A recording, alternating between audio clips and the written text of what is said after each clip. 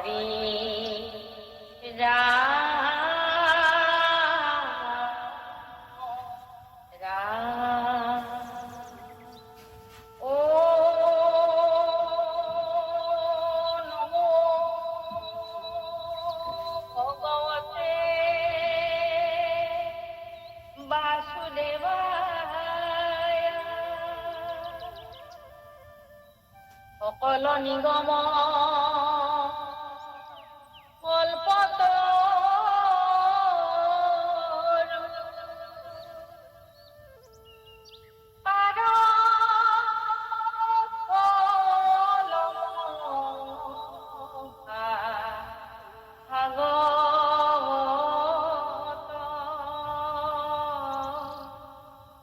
মুখে আহি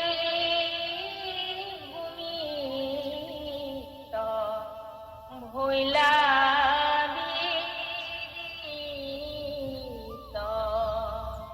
ৰসত চতুৰ যিটো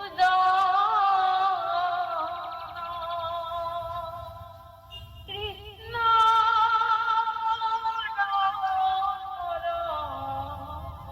নে দিয়া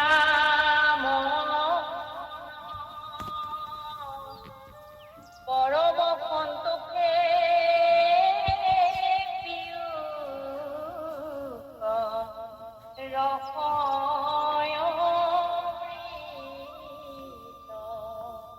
পৰম সন্তোষে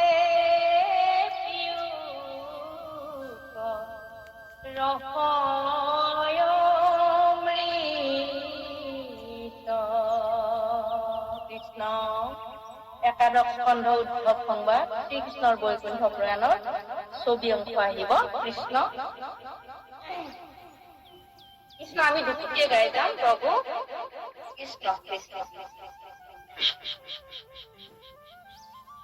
এৰা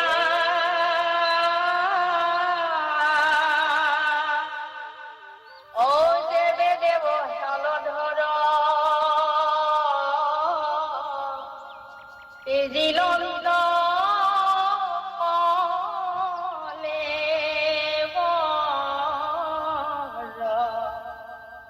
আছিল মাধবে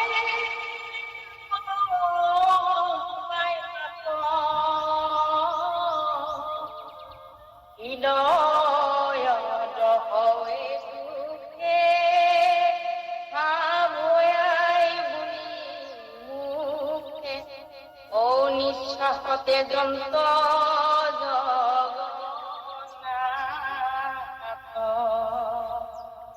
এরাম কমল নেত্রর পরা ও বহবেলু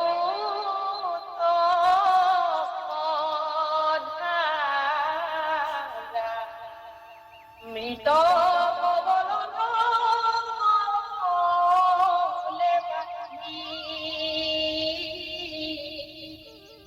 অরন্ত সন্তাপে ও কিছু জগতর পাপে কত গেলি আসিল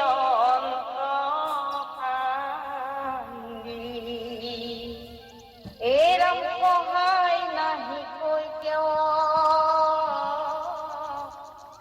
একেশ্বর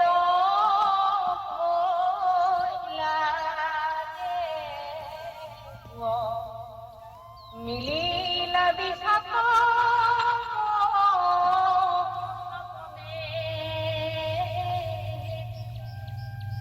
পাশে চিন্তি আছে কাজ কহিলন্ত বনমাজ পরম বৈরাগ্য নারায়ণে এরাম হইলা মৈন্য পৌর্ণ মহাযোগী ও ঘোর অরণ্য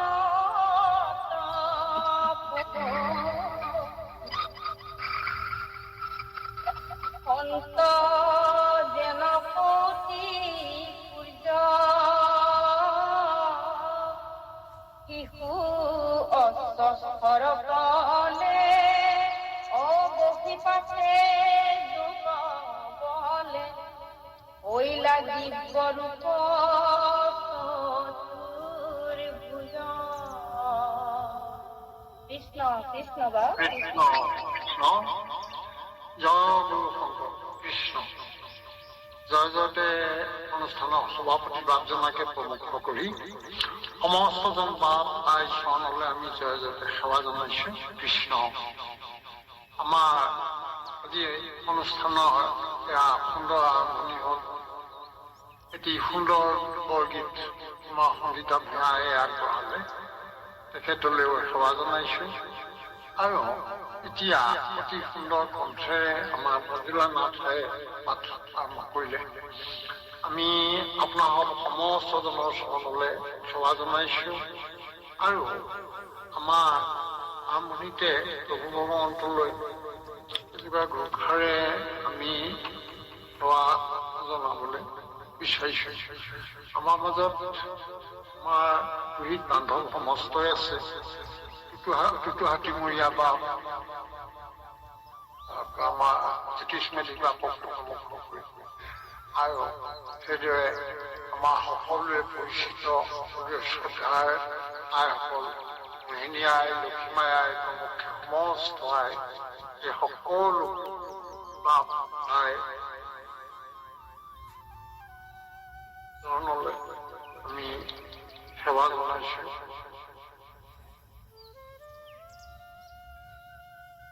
আমাৰ এই অনুষ্ঠানৰ আৰম্ভণিতে প্ৰভু ভগৱন্তৰ চৰণলৈ এজোপা ঘোষাৰে আমি সেৱা জনাবলৈ ওলাইছো। কৃষ্ণ।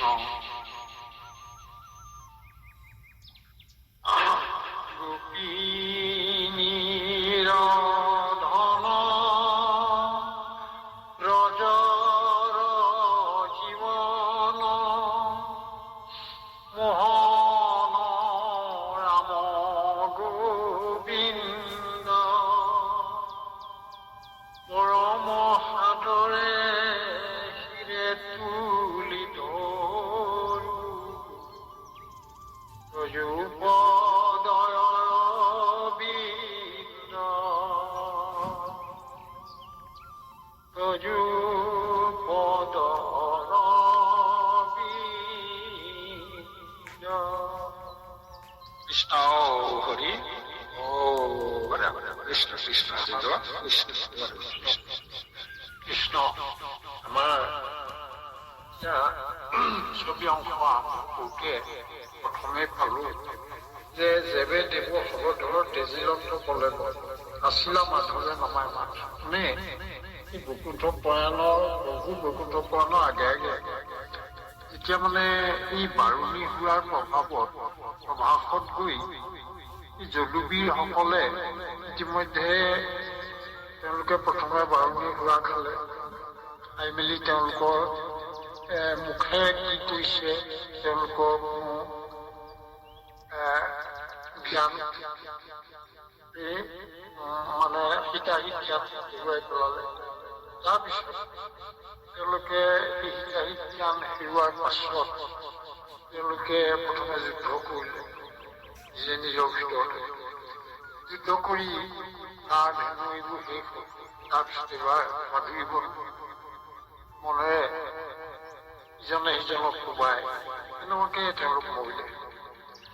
এতিয়া যিখিনি সময়ত ই বাৰুণী সুৰা খালে সেইখিনি সময়ত যিটো চিত্ৰ, সেই চিত্ৰটো মানে বৰ প্ৰাণস্পৰ্শী আৰু বিশেষ গুৰুত্ব দি এই কথাখিনি বৰ্ণনা কৰা হৈছে। আমি ইতিমধ্যে পাই আহিছিলো যে গণ্ডগোল কৰি পিলে মাকে মধ্য কৰো ঢলো পলো কৰে যেই আহে সেই মানে উৎপাত কৰি পেলাই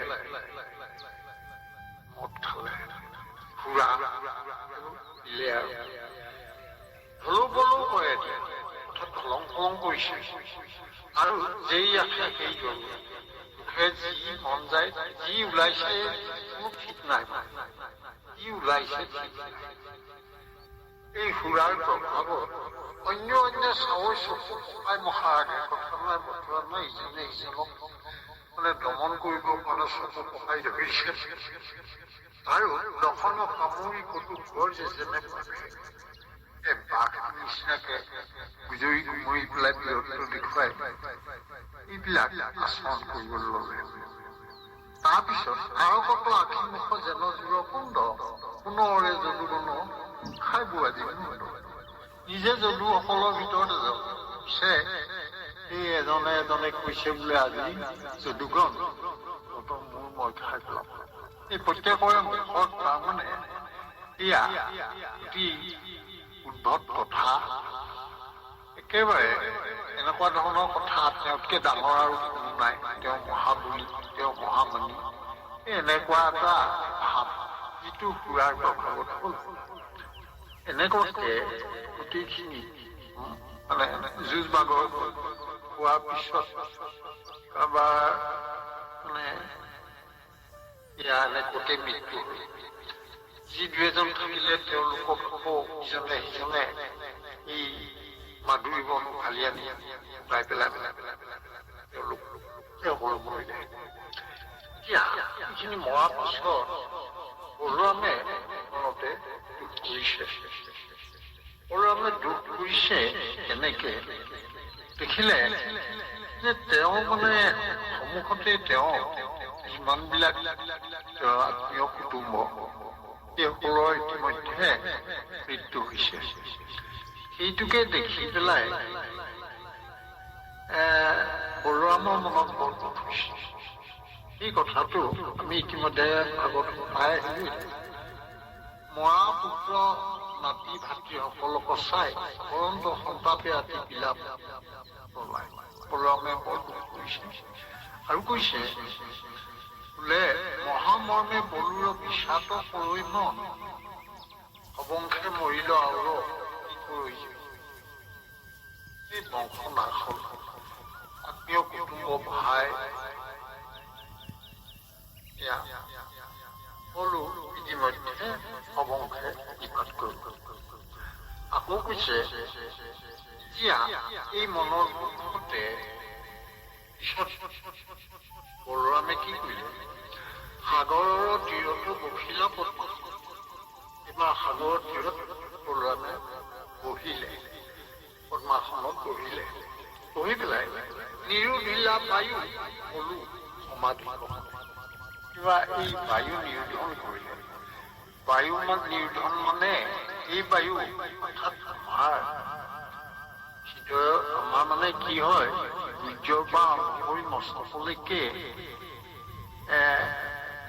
যি বায়ু সকলো সময়তে চলি আছে এই বায়ু ধনঞ্জয় বায়ু বুলিও কয় এতিয়া ধনঞ্জয় বায়ুৱে যেতিয়া এই সূৰ্যৰ পৰা মস্তকলৈ আহে আহি আকৌ মস্তকৰ পৰা সূৰ্যলৈ যায় যাওঁতে আহোঁতে তেনেকে শৰীৰত থকা 6 চক্ৰক স্পৰ্শ কৰি যায় সেই কথাটো মানে গুজ্জলিংগ নাভি হৃদয় কণ্ঠ বা তালু আৰু হৃদয় সমস্ত এয়া 6 চক্ৰ এই 6 চক্ৰ হৃদয়ৰ মানে মনুষ্যৰ যেতিয়ালৈকে ধনঞ্জয় বায়ুৱে চলাচল কৰি আছে তেতিয়ালৈকে জীৱিত হৈ আছে কিন্তু কিবা কাৰণে এই বায়ু যদি নিৰোধ হৈ গ'ল মানে একে ঠাইতে ৰখালে যুগৰ বলে তেতিয়াহ'লে সেই বায়ুৱে যদি মস্তকতে সেই বায়ু ৰখাই দিয়া যুগৰ বলে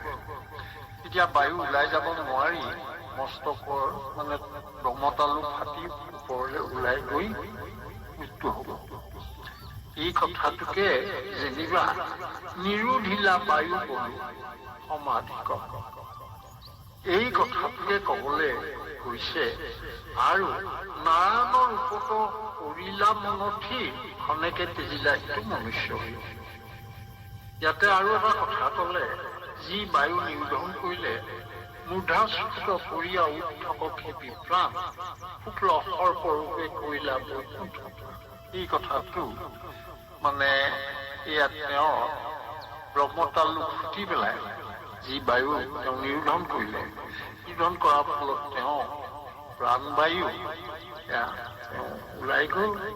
তেওঁ অৰ্থাৎ বলোৰামে এতিয়া তেওঁ প্ৰাণ ত্যাগ কৰিলে আৰু এতিয়া বগা ৰঙৰ এটি সৰ্পৰ আকৃতি বা আকাৰ লৈ পেলাই তেওঁ বৈকুণ্ঠলৈ গতি কৰিলে। এইখিনি ভাগৱতৰ 360, 61, 63 এনেকুৱা এইখিনি সোঁততে আছে।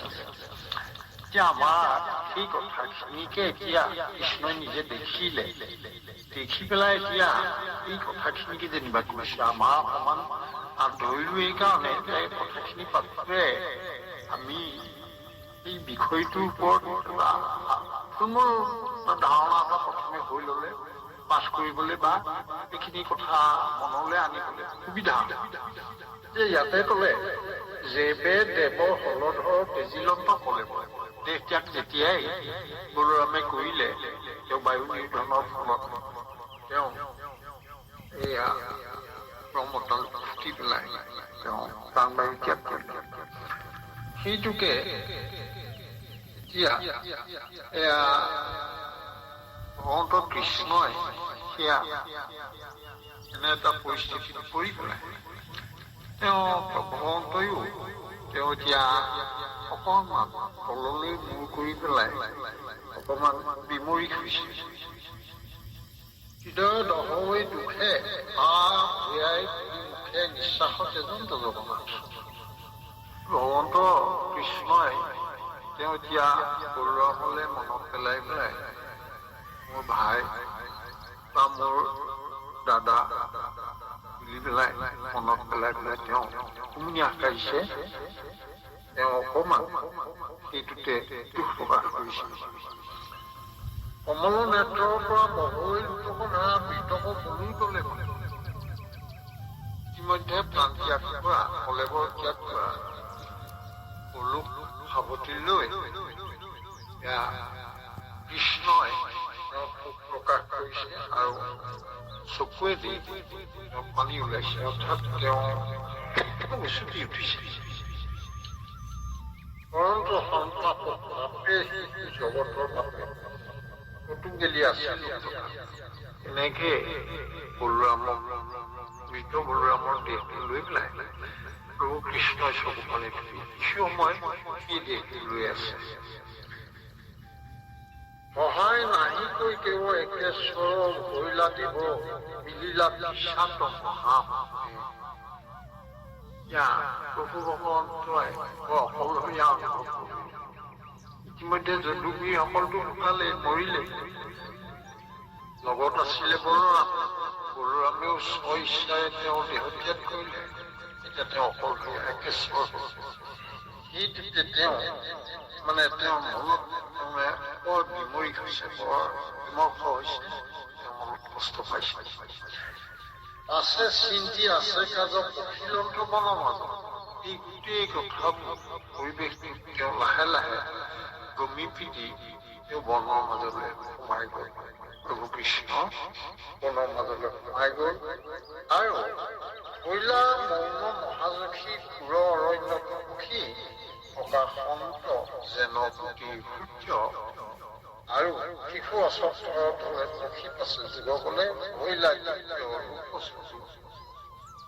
যেতিয়াই মনত প্ৰৱেশ কৰিলেগৈ, তেওঁৰ দেহৰ জ্যোতিত চৌদিশ উদ্ভাসিত হৈ পৰিছে প্ৰভু দেহৰ জ্যোতিৰে। আৰু তেওঁ বাছি ললে এজোপা সৰু আহঁত গছ, শিশু অশ্বত্থ সৰু আহঁত গছ, কুলি আহঁত গছ। এই আহঁত গছৰ তলত তেওঁ বহি ললে আৰু তেওঁৰ নিজৰ যি ৰূপ, প্ৰভুৰ নিজৰ ৰূপ বুলি কলে চতুৰ্ভুজ ৰূপকে বুজায়, সেই ৰূপত তেওঁ বহিলে। এতিয়া আমাৰ এইখিনিতে বহু ধৰণৰ প্ৰশ্ন আহে। প্ৰভু ভগৱন্ত তেওঁ পৰম পুৰুষ, তেওঁ মানৱী লীলা কৰিবলৈ আহিছে। কিন্তু আমাৰ সাধাৰণ লোকে আমি যদি চাওঁ, প্ৰভুনো কিয় হ'ল? প্ৰভুৱে দেখোন নিজৰ ইচ্ছামতেই ভূমিৰ ভাৰ হৰণ কৰিবলৈ বুলি তেওঁ নিৰপেক্ষভাৱে ভূমিৰ ভাৰ হৰণ কৰিবলৈ যাওঁতে তেওঁ নিজৰে বংশৰ, নিজৰে কুলৰ বীৰসকলক নিপাত কৰাৰ অংশীদাৰ হ'ল। তেতিয়াহ'লে প্ৰভুৱে এইখিনি জানি শুনি আকৌ দুখ কৰিছে। ইয়াতে এটাই কথা, আমি যি প্ৰভু শ্ৰীকৃষ্ণৰ কথা পাতি আছো, সেই শ্ৰীকৃষ্ণৰ সগুণ সাকাৰ মনুষ্যৰূপ। এতিয়া এই মনুষ্যৰূপটো সম্পূৰ্ণৰূপে কলিৰ মনুষ্যৰ বাবে বা কাললৈ এই কৃষ্ণৰ যিমানবিলাক লীলা, শ্ৰীকৃষ্ণ হিচাপে যিমানখিনি লীলা, এই লীলাখিনি মনুষ্যৰ বাবে, মনুষ্যই যিদৰে সাধাৰণতে এজন মনুষ্যৰ জীৱনত তেওঁৰ দুখ যাতনা এই কথাখিনি হ'ব পাৰে, ঠিক একে এটা পৰিৱেশ, একে এটা পৰিস্থিতি কৃষ্ণইও সন্মুখীন হোৱা দেখুৱাইছে। একেবাৰে সহজকে বুজিবলৈ হলে প্ৰভুৰনো কি প্ৰয়োজন আছিল শান্তিপনী মুনিৰ ওচৰলৈ যাব? নাছিলে। কাৰণ প্ৰভু সমস্ত জ্ঞানৰ অধিকাৰ, অথচ প্ৰভুৱে দেখোন শান্তিপনী মুনিৰ ওচৰলৈ। ইয়াৰ কাৰণটো এইটাই যে প্ৰভুৱে যিহেতু নৰলীলা কৰিছে, গতিকে মনুষ্যৰ চেষ্টা দেখুৱাবই লাগিব। কাৰণ মনুষ্যই শিক্ষা ল'বই লাগিব, মনুষ্যৰ জীৱনত তেওঁ শিক্ষা গ্ৰহণ কৰিব লাগিব। গুৰুৰ ওচৰতেই হওক, অনুষ্ঠানতেই হওক, আশ্ৰমতেই হওক, য'তেই হওক শিক্ষা ল'বই লাগিব। সেই কথাটোকে দেখুৱাবলৈ গৈ প্ৰভু ভগৱন্তই যিদৰে গুৰুৰ ওচৰলৈ শান্তিপনী মুনিৰ ওচৰলৈ যাবলৈ গ'ল দেখুৱালে, একেই কথা। ইয়াতো সাধাৰণ অৰ্থত যিটো এজন মানুহৰ ক্ষেত্ৰত যি দুখ, যি বেদনা, যি হৃদয়ৰ ভাৰাক্ৰান্ত অৱস্থা, এই পৰিৱেশটো কৃষ্ণৰ হৈছে, ভগৱন্ত শ্ৰীকৃষ্ণৰ হৈছে। এই কথাটো ইয়াত দেখুওৱা হৈছে। এতিয়া এই কথাখিনি এনেকুৱাতে দেখুওৱা হৈছে ইয়াত যেন কলিৰ মনুষ্যৰ বাবে এই কথাখিনি পাতি কলিৰ মনুষ্যই প্ৰকৃততে একেবাৰে নিজৰ অনুভৱটো যাতে একেবাৰে গভীৰলৈ দিব পাৰে মনুষ্যই। যি বেদনা, দুখ, প্ৰভু যিটো অৱস্থা, সেই অৱস্থাটো মনুষ্যৰ অৱস্থাৰ লগত ৰজিতা খুৱাই পেলাই এনেধৰণৰ পৰিস্থিতিৰ কথা ইয়াত কোৱা হৈছে। সেইকাৰণে প্ৰভুৰ এই লীলাকৰ্ম হিচাপেহে এইখিনি ল'ব লাগিব।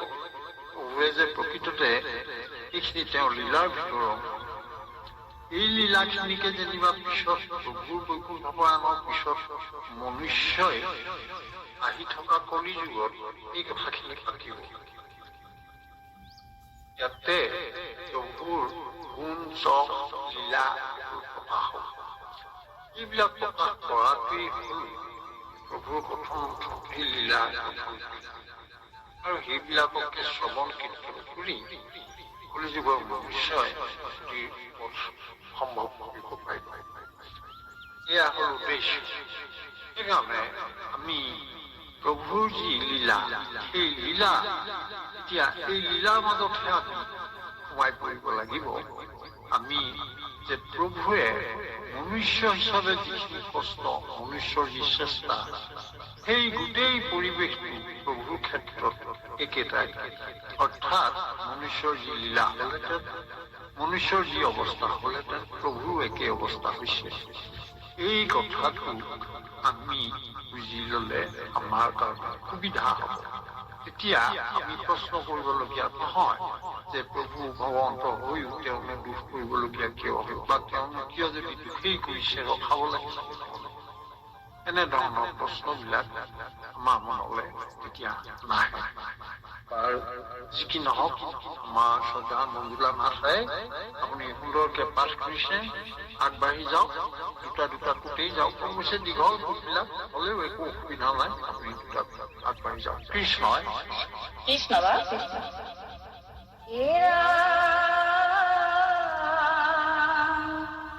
চাৰু শ্যাম কলে বন পিত বস্তে মনোহৰ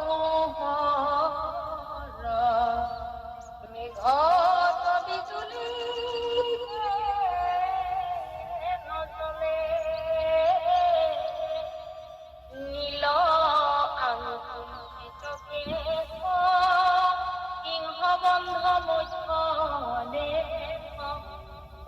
দিলা দেখা লক্ষ্মী বৈষ্ণলে রাম কেউর কঙ্কন হাতে মানিক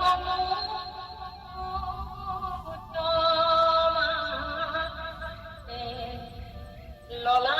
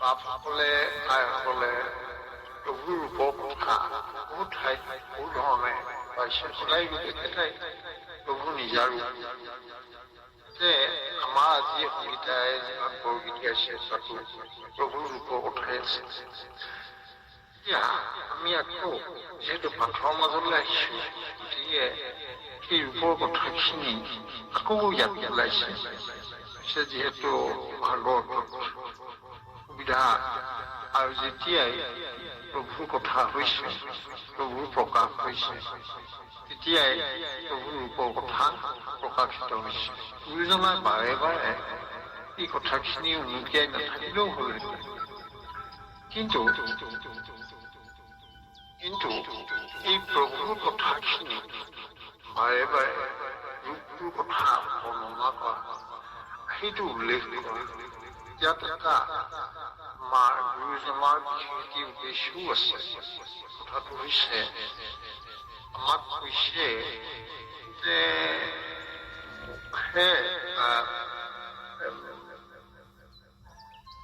গোলাৰা সিজৰে ধৰা ৰূপ এই কথাটো কোৱা আছে এতিয়া গুৰুজনা আৰু এটি সহজ কৰি দিলে যে ৰূপটো কেনেকে থাকে এতিয়া ভগৱন্তটো প্ৰকৃততে পৰম ব্ৰহ্ম বুলি ক'লে মানে নিৰ্গুণ আৰু নিৰাকাৰ অৱস্থা কিন্তু যেতিয়াই গুৰুৱে দেখিলে যে আমাৰ শিষ্যসকলে নৰমনুষ্যৰ কাৰণে সুবিধাজনক এটা অৱয়ৱৰ কথা আহি পৰিলে তেতিয়াই ক'লে সগুণ আকাৰ কৃষ্ণ কথা এতিয়া সগুণ আকাৰ কৃষ্ণৰ কথা যেতিয়াই ক'লে তেতিয়াই এই ৰূপটো হৃদয়ে ধৰা ৰূপ বুলি যে ক'লে মনলৈ আনিবলৈ সুবিধা হ'ল এতিয়া এইখিনিতে অকণমান আমাৰ এই ৰূপটো কেনেকুৱা সেই কথাটো আমাৰ যাতে সহজেই হৃদয়লৈ আহে এই এটা বাৰে বাৰে যদি উমুকিয়াই থকা যায় তেতিয়াহ'লে সেই ৰূপৰ কথাটো প্ৰভুৰ নিজৰ ৰূপৰ কথাটো যদি বাৰে বাৰে কৈ থকা যায় তেতিয়াহ'লে আমাৰ সহজে মনলৈ আহিব আৰু প্ৰভুক প্ৰভুৰ যিটো ৰূপ, সেই ৰূপটো হৃদয়ত আনি পেলাই প্ৰতিষ্ঠা কৰিব, অনুভৱ কৰিব পাৰিব, অলপ সহজ হয়। সেইকাৰণে বাৰে বাৰে কোৱা হৈছে।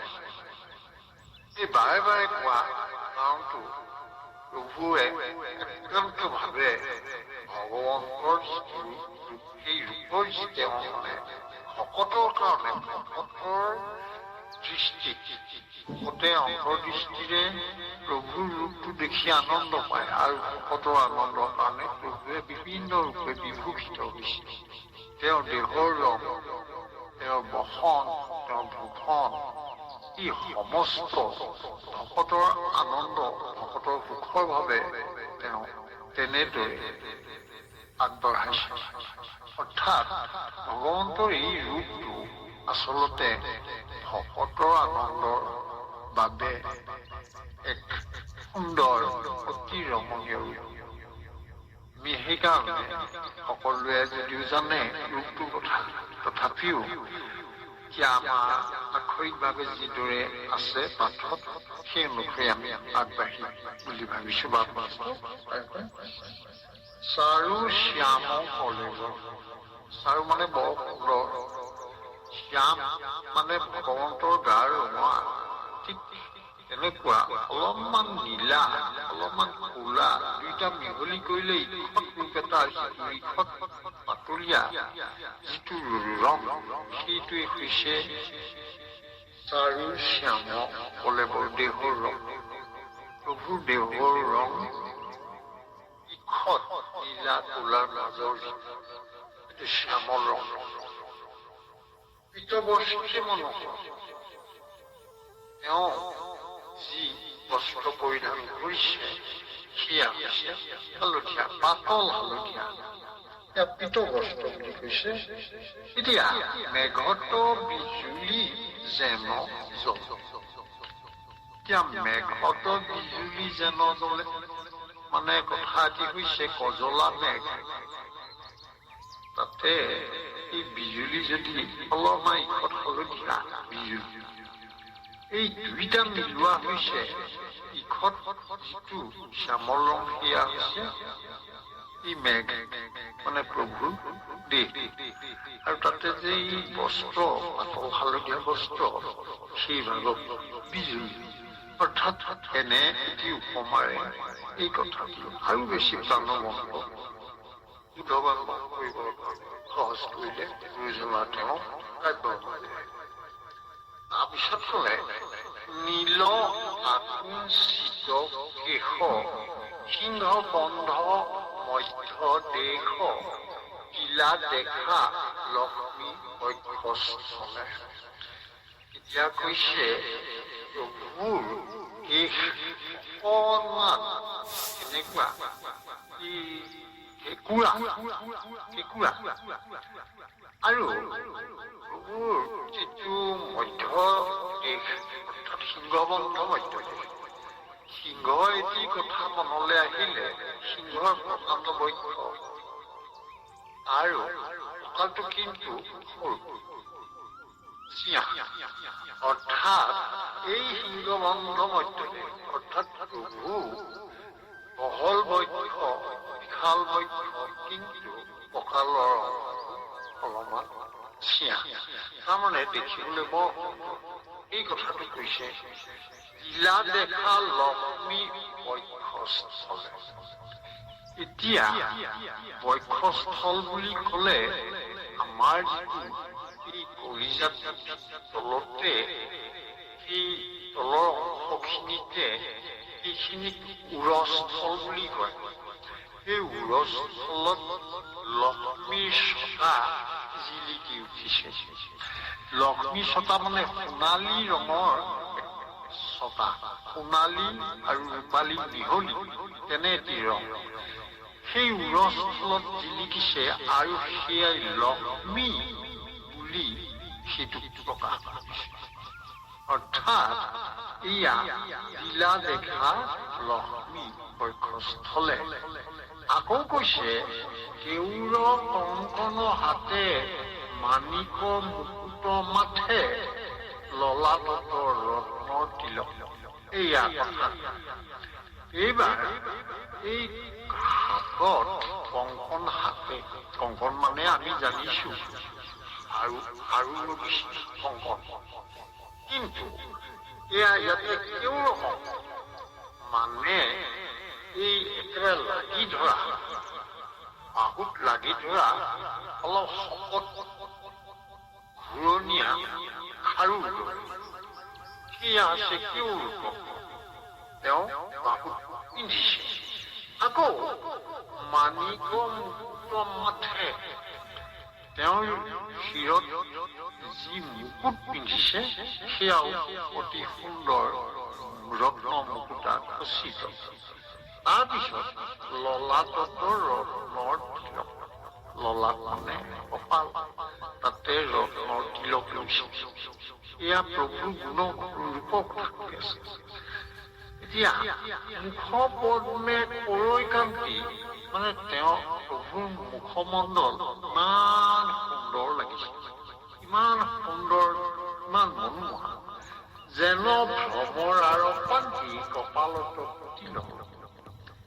এতিয়া আমি অলপ সাৱধান হ'ব লাগিব। এই ভ্ৰমৰা, ভ্ৰমৰ মানে হৈছে ভোমোৰা, ভ্ৰমৰ, কিন্তু ভ্ৰমৰা বুলি ক'লে মানে এবিধ বিশেষ লতা বুজাইছে। ভ্ৰমৰা হৈছে এবিধ বিশেষ লতা। এই লতা এনেকুৱা কপালত প্ৰতিলক, তাৰমানে ইমান সুন্দৰ মুখ, আৰু তেওঁৰ কপালৰ দুফালে অলকা পান্তি বুলি কয়। অলকা বুলি ক'লে যিটো বুজো, এই বৈ পৰা বেকা চুটি কেইডাল একেলগে, সেইখিনিকে অলকা বুলি কয়। এতিয়া সেই অলকাটো কেনেকুৱা লাগিছে, ভ্ৰমৰাৰ পান্তি যেন লাগিছে। বৈ পৰা এই লতা যেন লাগিছে। ভ্ৰমৰা মানে এবিধ লতা, এই লতা যেন লাগিছে। নয়ন পংকজ পাখি, মুখে মনোহৰ সাক্ষী, বিম্ব ফল অধিক ধৰ, ইমান সুন্দৰ নয়ন, এনে পদুমৰ পাহিৰ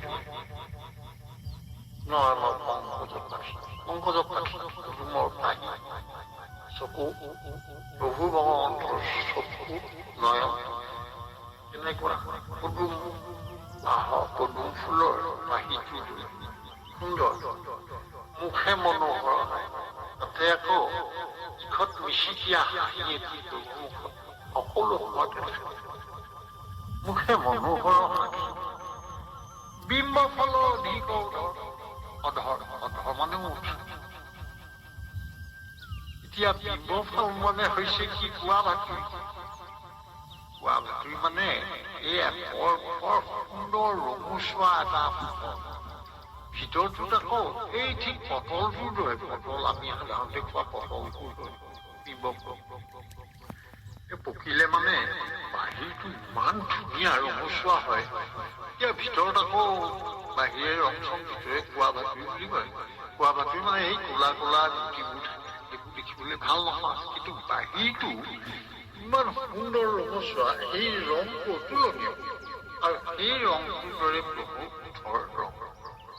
এই কথাটো হৈছে বিম্ব ফল অধিক অধৰ।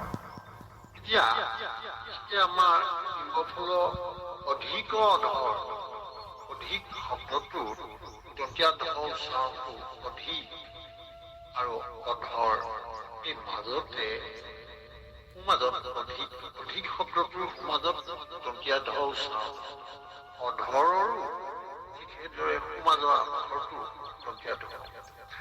এইটো আমাৰ কি বুলি কয়, এইটো এটা অলংকাৰ যিটো বাৰে বাৰে অনুৰক্ষণ কৰি থকা, এইটোকে আমাৰ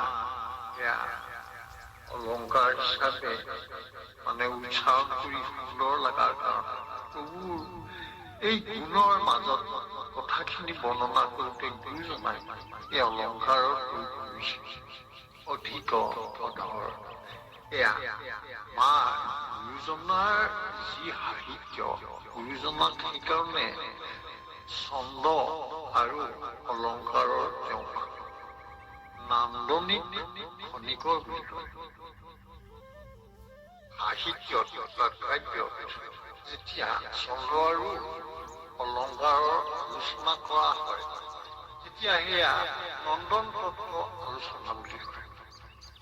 আৰু যিজনে এই ছন্দ আৰু অলংকাৰ সম্পৰ্কে তেওঁ অধ্যয়ন কৰে, বিশাৰদ তেওঁক নান্দনিক বুলি কয়।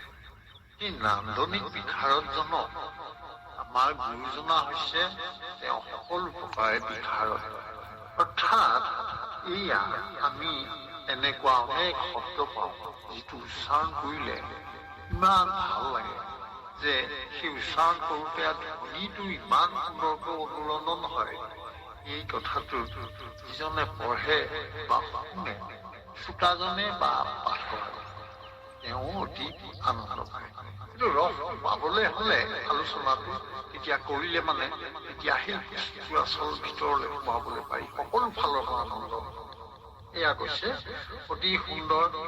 আৰু এতিয়া এয়া দশন মুক্তা শাৰী সুবলিত ভুজ চাৰি নাখা তিলক সুম সুন্দৰ। এতিয়া প্ৰভুৰ চাৰি ভোজ বুলি কৈছে, সুবলিত একেবাৰে বৈ পৰা সুন্দৰ উত্থান বাহু, সেয়া হৈছে সুবলিত ভুজ চাৰি চতুৰ্ভুজ প্ৰভু। দশন মুকুতা মানে দাঁতবিলাক মুকুতাৰ দৰে অতি সুন্দৰ, খুব নিমজ সুন্দৰ ধুনীয়া শাৰী।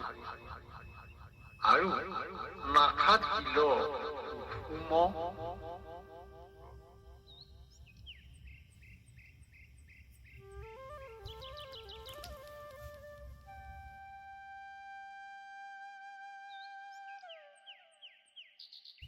সেই ৰস আৰু গুণ প্ৰভু ভগৱন্তই কৌস্তুভ মণি হিচাপে কণ্ঠত পৰিধান কৰে। এই কথাটো সেইকাৰণে আমাৰ বিশেষভাৱে প্ৰয়োজনীয় যে এই কৌস্তুভ মণি কেৱল ভগৱন্তইহে পৰিধান কৰে। অৰ্থাৎ ভকতই যি ভক্তি আগবঢ়ায় সেই ভক্তি কেৱল ভগৱন্ত কৃষ্ণৰ বাবে। আৰু সেই কাৰণেই কৌস্তুভ মণিটো ভগৱন্তৰ বাদে আনৰ সেয়া পৰিধানত নাথাকে। অৰ্থাৎ কেৱল ভগৱন্তইহে কৌস্তুভ মণি পৰিধান কৰে। কাৰণ ভকতে তেওঁ ভকতিৰ সমস্ত মিয়া প্ৰভু ভগৱন্তলৈহে আগবঢ়ায়। এই কাৰণেই কৌস্তুভ মণি প্ৰভু ভগৱন্তই পিন্ধে কণ্ঠত। এইখিনিতে এটা কথা আছে, আমাৰ যিটো পাৰিষদী তনু বুলি ক'লে প্ৰভু ভগৱন্তৰ তনুটোৰ লগতেই মিলে। পাৰিষদী তনু বুলি ক'লে যিসকল পাৰিষদ প্ৰভুসকলৰ লগত কোনোবাজনে শাৰীৰিক পালে, কোনোবাজনে সাযুজ্য, কোনোবাজনে সামিপ্য, এইসকলে যিসকলে পালে সেইসকলেও পাৰিষদী তনু লাভ কৰে। কিন্তু তেওঁলোকে এই কৌস্তুভ মণিটো হ'লে পিন্ধিবলৈ নাপায়। অৰ্থাৎ কেৱল প্ৰভু ভগৱন্তইহে কৌস্তুভ মণিটো পিন্ধিবলৈ তেওঁৰ অধিকাৰ, কেৱল ভগৱন্তইহে পিন্ধে। এইটো হ'ল কৌস্তুভ মণিৰ কথাটো। ৰুচিকৰ কৰ্ণতলে মণিময় মকৰ কুণ্ড। এতিয়া তেওঁ সুন্দৰ, ইমান নিমজ সুন্দৰ কৰ্ণতল। কৰ্ণতল মানে হৈছে আমাৰ কাণখন, এই লতিটো যিখিনিতে আছে, য'তে আমাৰ গালখন শেষ হৈছে সেইখিনিয়ে কৰ্ণতল। মণিময় মকৰ তেওঁ যে কাণত যিটো মগৰ মাছৰ আকৃতিৰ এটি পুলি মানে অলংকাৰ বা সেই যি অলংকাৰ, সেই অলংকাৰৰ যি জ্যোতি জ্যোতিৰ্ময় আভা। এই জ্যোতিৰ্ময় আভাত কি হয়, এই কৰ্ণৰ তলটো জিলি, সেইটোকে যেনিবা কৈছে ঋষিকৰ কৰ্ণতলে মণিময় মকৰ সুন্দৰ, জলমল কৰৈ কান্তি লাগিয়া তাহাৰ প্ৰকাশে পাণ্ডুৰ গন্ধস্থল। এই যে গন্ধস্থল মানে য'ত কাণৰ লতিটোৰ তলতে গালখন, আমাৰ গালখন শেষ হৈছে, সেইখিনি জেগা হৈছে গন্ধস্থল। এই জেগাখিনি একেবাৰে এই যিটো মকৰ কুণ্ডল পিন্ধিছে প্ৰভুৱে, তাৰ জ্যোতি সেয়া একেবাৰে উদ্ভাসিত হৈ আছে। অলপ ইখত সোণালী হালধীয়া ৰঙৰ তাতে উজ্জ্বল আভা দেখা গৈছে। সেইটোকে কৈছে পাণ্ডুৰ গন্ধস্থল। কৃষ্ণ আমি কেতিয়াবা পাৰ হৈ যাওঁগে, আগবাঢ়িব। কৃষ্ণ কৃষ্ণ কৃষ্ণ বা হে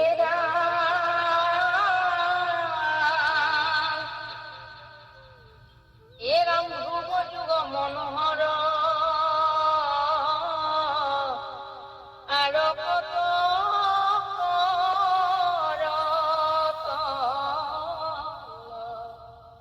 দেখন মন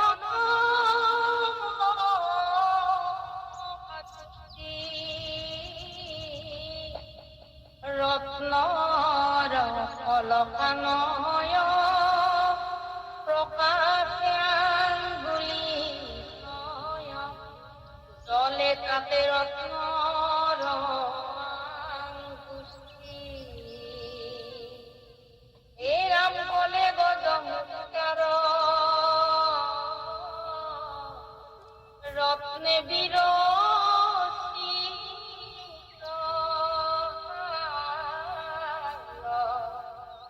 আপাদলম্বিত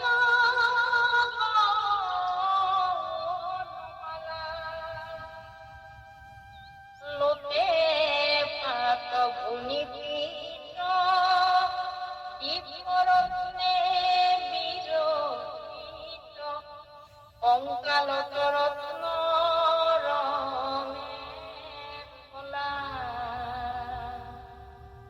এ রাম হারি হারি তার মাঝে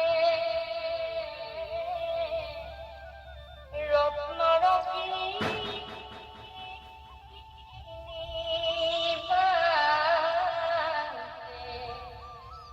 সদায় শুনিয়া জুন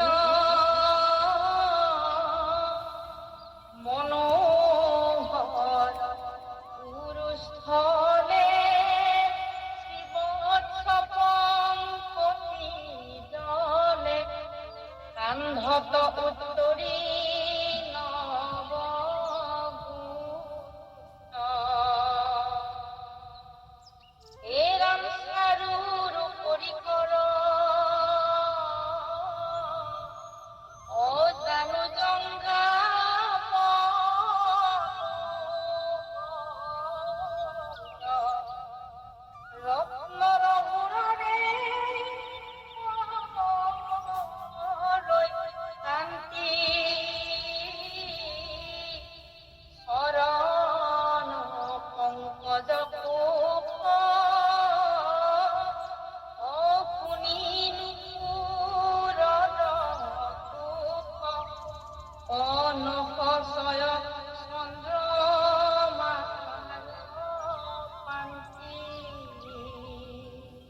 কৃষ্ণ কৃষ্ণ হয়।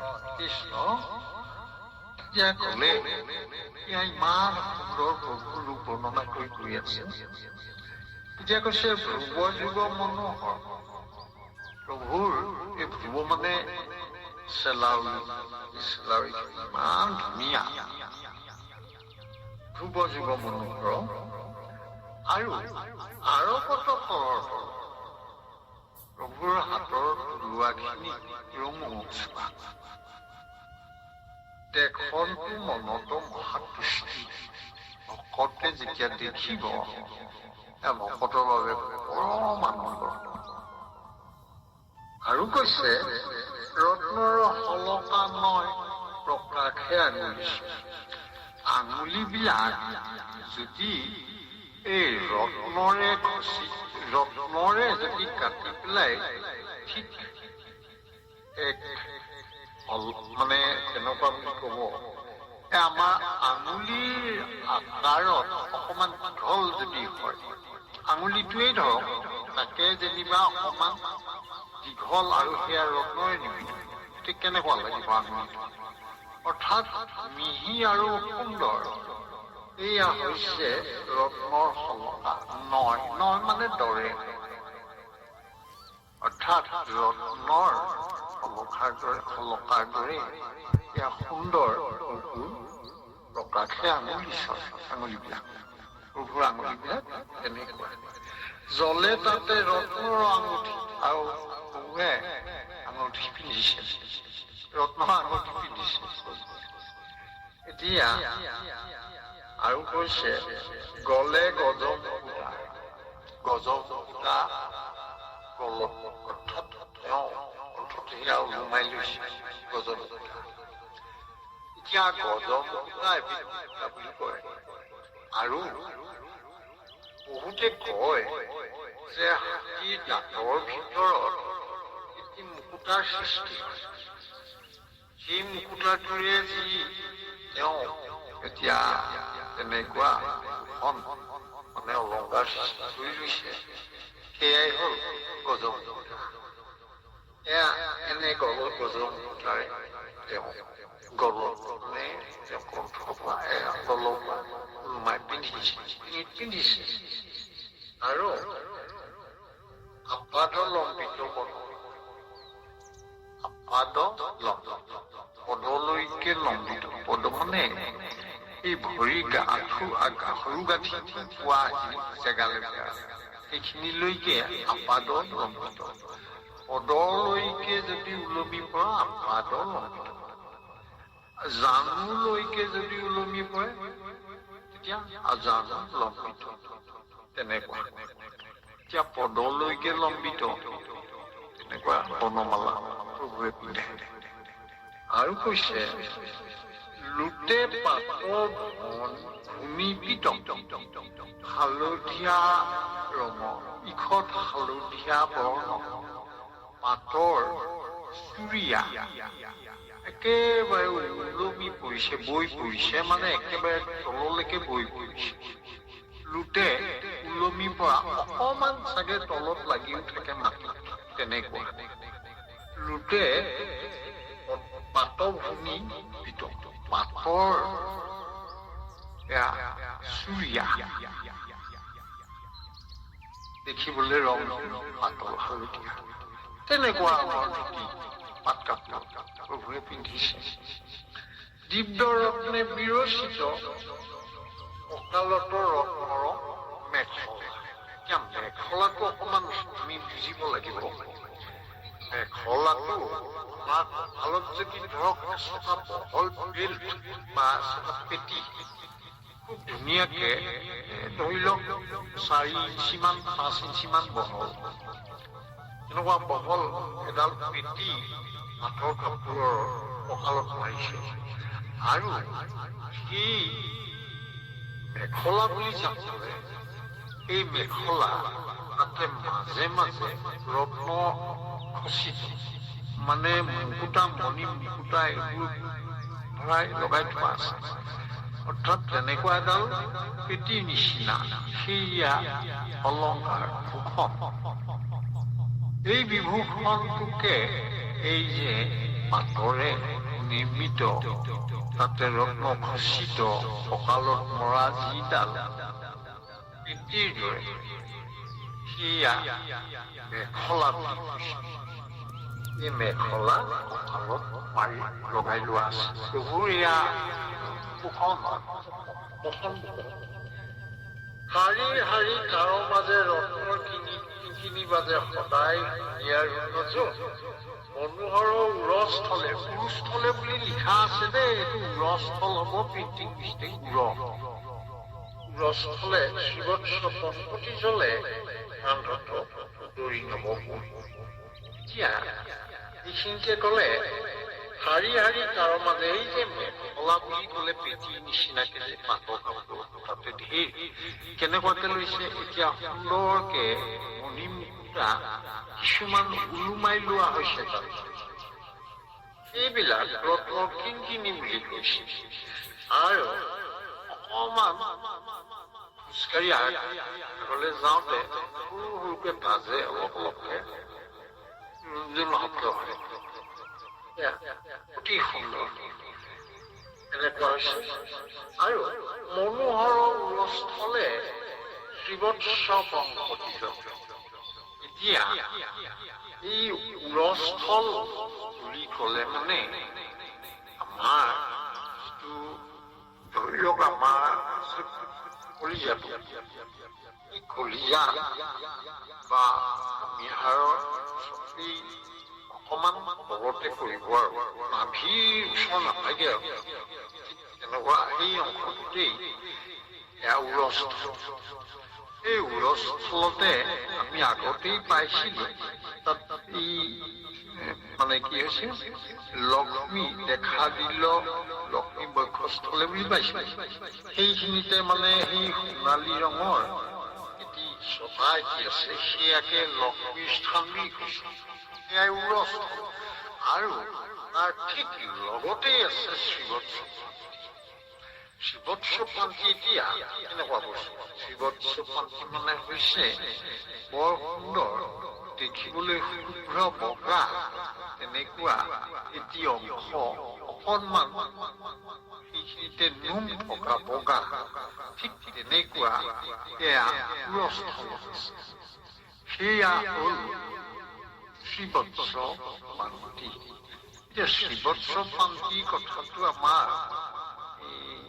এইটো কথাটো ভৃগুমুনিৰ ফালৰ পৰা হ'ল বুলি কয়। এবাৰ ঋষিমুনিসকলে কথা পাতিলে যে ব্ৰহ্মা বিষ্ণু মহেশ্বৰ তিনিজনৰ ভিতৰত শ্ৰেষ্ঠজন।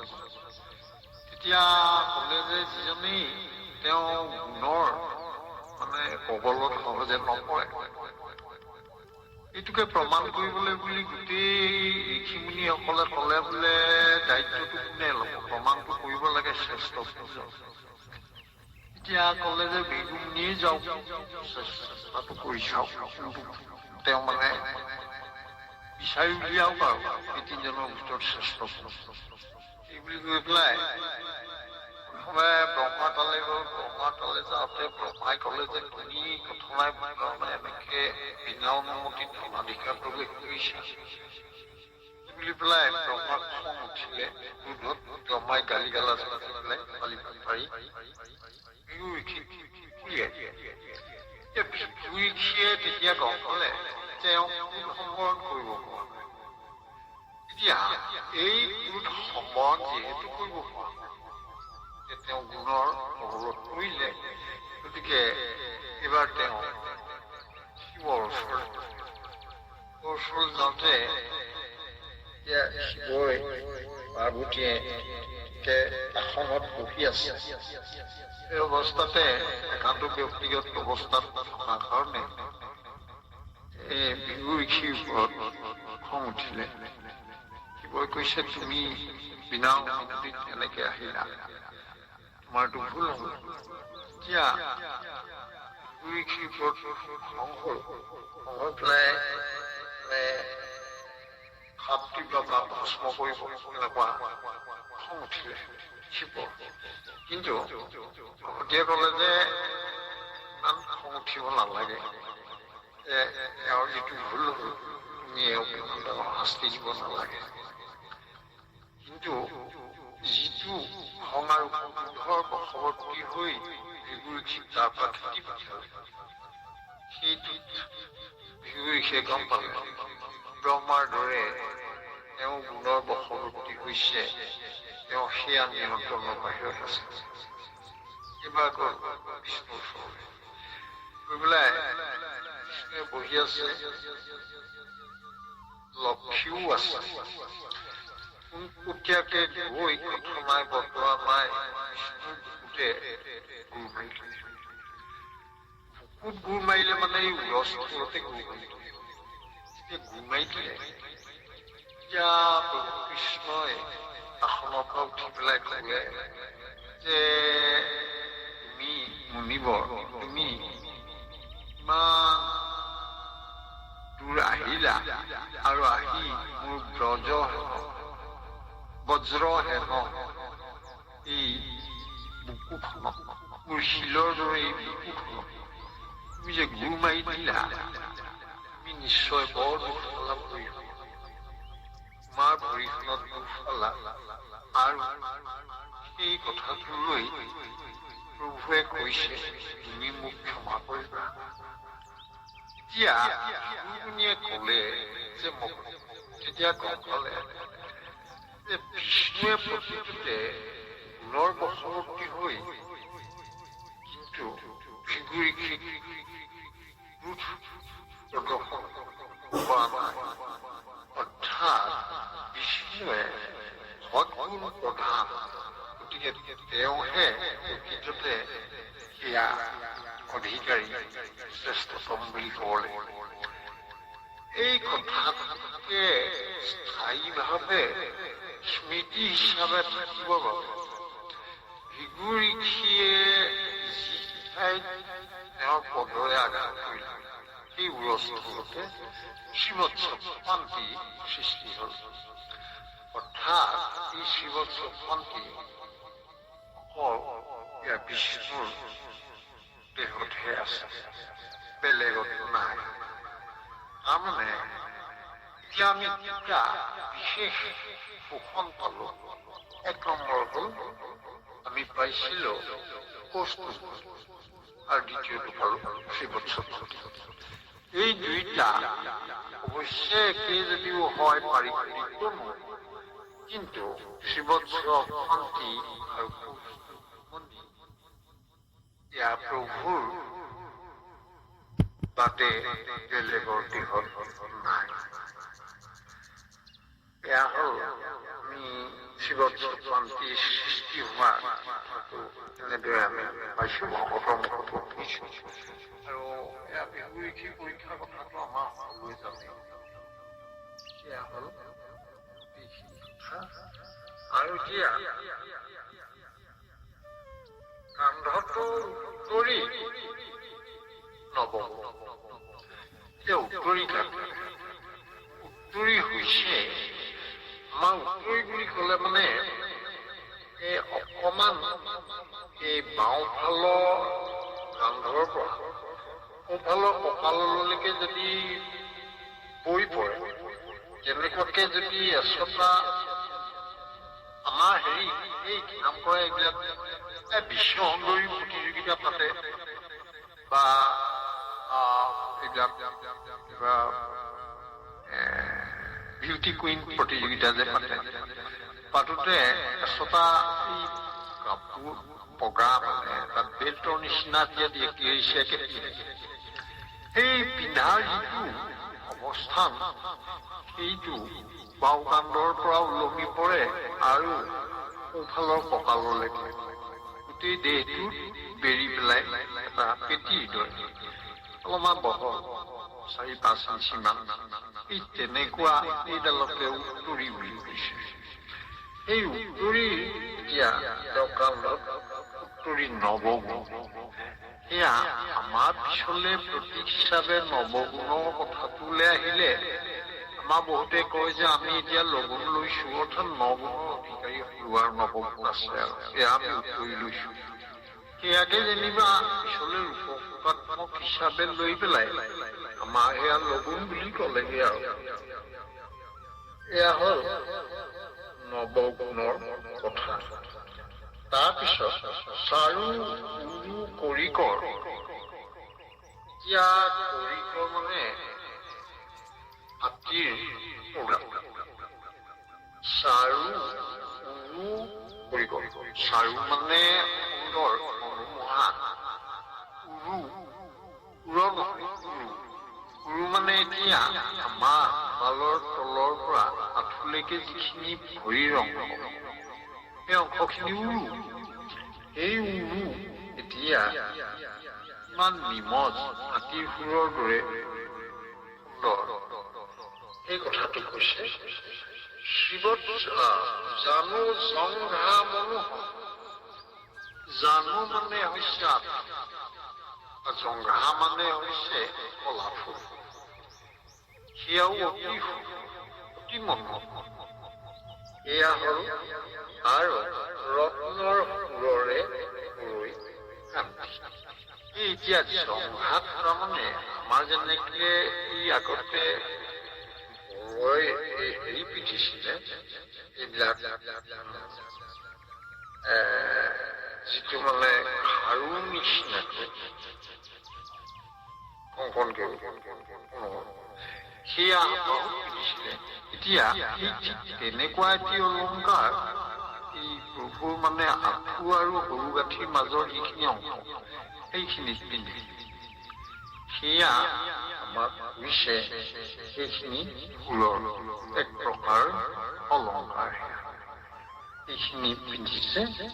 আৰু এটা কথা কৈছে যে চৰণ পংকজ মুখ শুনি নুপুৰৰ মুখ নখচয় চন্দ্ৰমাৰ পান্তি। এই প্ৰভুৰ চৰণত চৰণ মানে অকমান ৰঙচুৱা, মানে পদুমৰ আহি যিটো অলপ ৰঙচুৱা, ইখত ৰঙচুৱা, তেনেকুৱা প্ৰভুৰ চৰণ। আৰু সেয়া চৰণত শুনি নুপুৰৰ তাত আকৌ মুখ পিন্ধিছে। সেই নুপুৰৰ তাত আকৌ ধ্বনিত হৈ থাকে। আৰু নখচয় চন্দ্ৰমাৰ পান্তি। চন্দ্ৰমা নখবিলাকৰ গুৰিত অৰ্ধচন্দ্ৰ আকৃতিৰ এটি বগা অংশ থাকে। সেয়া প্ৰভুৰ নখচন্দ্ৰ বুলি কয়। আৰু প্ৰভুৰ ক্ষেত্ৰত সেয়া বৰ স্পষ্ট আৰু সুন্দৰ। নখটো ৰঙচুৱা আৰু গুৰিটো অতি উজ্জ্বল বগা চন্দ্ৰমাৰ দৰে। এইটো খুব যদি ৰক্ত সঞ্চালন দেহত ভালকৈ হয়, তেতিয়াহ'লে আমাৰ বহুজনৰ নখৰ গুৰিত নখচন্দ্ৰ থাকে। এয়া যেনিবা প্ৰভুৰ ক্ষেত্ৰত বৰ স্পষ্ট আৰু উজ্জ্বল হৈ থাকে। সেইটোকে নখচয় চন্দ্ৰমাৰ পান্তি, মানে একেবাৰে জোনবাইটোৰ দৰে আৰু উজ্জ্বল হৈ থাকে।